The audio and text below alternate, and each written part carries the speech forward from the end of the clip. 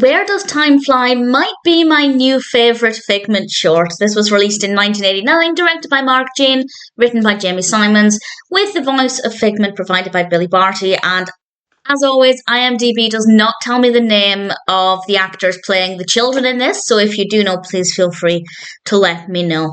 And I won't go into any real spoilers in this one, but there might be a few spoilers for the Disney elements in this one.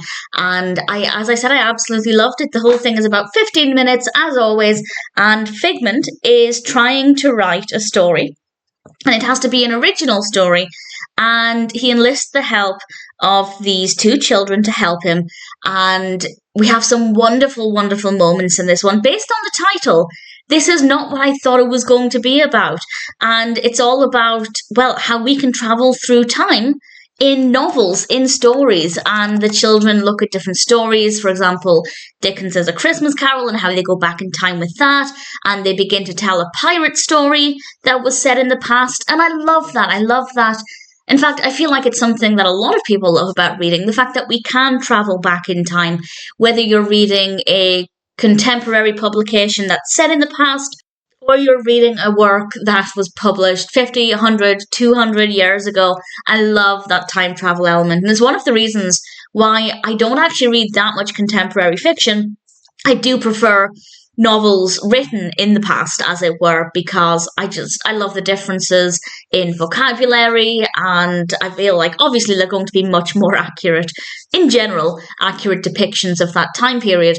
And this is something that's really brought to life in Where Does Time Fly? And I thought it was such a magical concept, and it can really help encourage children to read in celebrating the benefits of time travel in books. It also celebrates the power of words, and Figment gives some examples of this. And we have a pirate who's also helping children to learn about ways of speaking. And I won't go into too much detail about this, but he says something in a few different voices. For example, he'll say it like a robot, and the children realise that that's not how a pirate should speak. It doesn't sound very typical of that character, and it's helping to think about the ways characters speak and act, and whether that's typical or atypical, and if it's creating the kind of atmosphere as intended.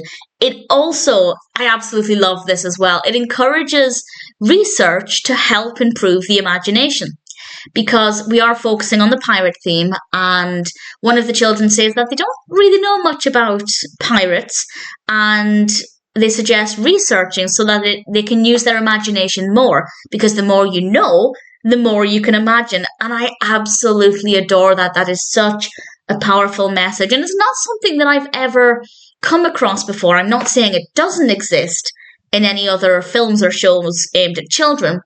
There are many that encourage imagination, but I don't think I've seen any that encourages research or just learning about something to further enhance the imagination. And I really appreciated that. I thought that was very well done.